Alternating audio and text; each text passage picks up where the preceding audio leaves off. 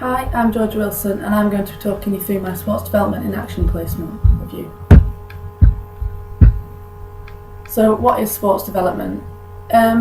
Hilton and Bramham said, those engaging in sports development must be a business of devising better and more effective ways of promoting interest, participation and performance in sport. To follow on from this, sports development also looks at the social effects of sport, including health and well-being, which is ensuring that communities are safe to help improve safety within each community. And that was Julian and White that suggested this.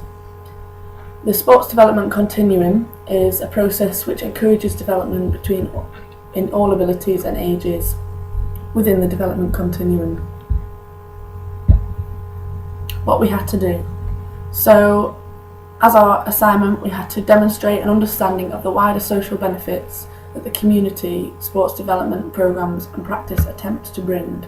And we also had to evaluate policies and strategies that have been employed to support the sports development in the UK. Along with this, we have to do a 30-hour placement in a sports development setting.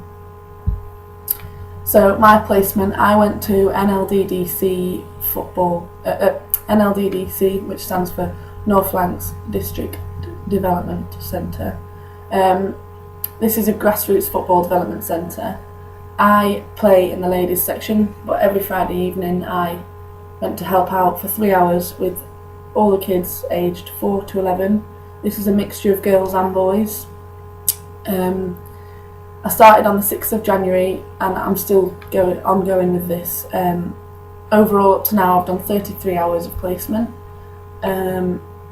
So I've helped develop my skills from there. The NLDDC as a child, it's £15 a month to be a member, and that includes all your kit, all your coaching sessions, obviously coaches and everything else alongside this. Okay, so the aims of the project is, as the logo says, it's developing the future. So it's not only looking at the kids' football skills, it's looking at their well-being and social skills alongside this. It's a community club. They also look at making it a fun environment, focusing on their well-being, and they also focus on personality development of the kids too. There's under 18s teams as well, but as my placement I just went up to age 11. So what I expected on my placement, I was intending to attend meetings about fundraising events, coaching, delivering sessions. I didn't actually do this, but I obviously stayed in touch via email and phone calls and everything, and obviously going to training sessions, I'll keep in touch with them there. Also, I expected to coach football sessions, obviously, because that's what I was going to do. I did that every Friday night, obviously with help from the other coaches. Also, promote participation within the community. So as a development centre, they're trying to include girls, one of the key groups to look at, and then also organising fundraising events. I didn't do much of this, but I did help out at the fundraising events that they organised.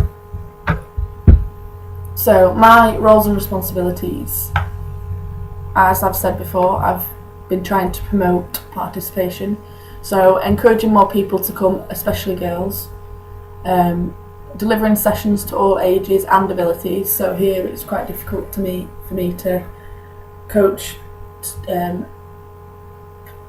elite athletes or talent pathway athletes, and obviously people who aren't as able.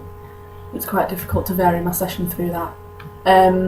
Ensure health and safety is in check, so before each session went round the pitch, checked everything was okay, made sure that all the participants had all the equipment needed, so boots, shin pads, and obviously all the equipment we were using was safe enough, with all the balls pumped up, no cuts or anything in the equipment we were using. Obviously, as me going to coach, being a female coach, the only female coach there, I want to motivate others. Obviously, like I've said, girls were their key focus, so being their female coach, I tried to get more girls participating.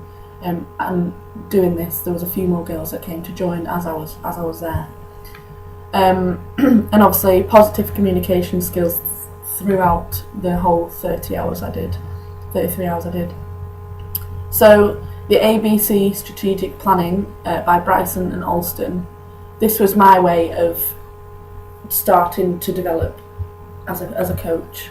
So I was looking at where I was, how I'd want to get there, where I'd want to be, and where I was. Obviously trying to develop me as a coach and also the development centre.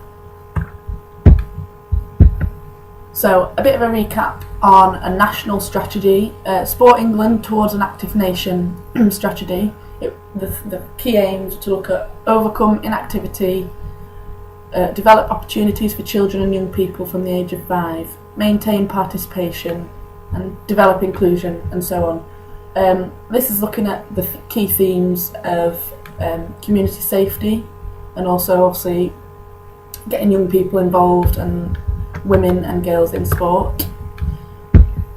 A local strategy, we're focusing, NLDDC is based in Lancaster and Morecambe area, and obviously the local strategy would be Preston. Preston Physical Activity and Sport Strategy is the local strategy I've been looking at.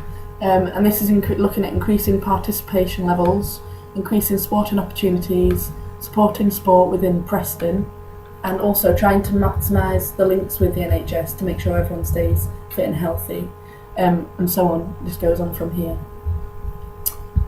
And a whole sports plan that I've also looked at is athletics whole sports plan. This looks at retaining and engaging athletes, obviously trying to make sure that maintaining participation and motivation from them all, increasing active athletes, so making sure that everyone stays active, getting involved with sport, and ensuring young people receive high quality coaching. So that's a whole sports plan I looked at. So the key themes, like I've said, I've mentioned throughout, girls and women in sport. Sports England, their key quote is to focus on more women and girls getting involved in sport. And also community safety is one. They look at the fair play for children. They focus on children being engaged in sport, and they look at how the children engaged in sport are less likely to participate and commit criminal activities. So this is a key aim to try and get it out of there. And also throughout the presentation we've looked at keeping kids active, young people active and healthy, and obviously health and sport is a key aim, and obviously then educating them in sport is also another key aim. Thank you very much for listening.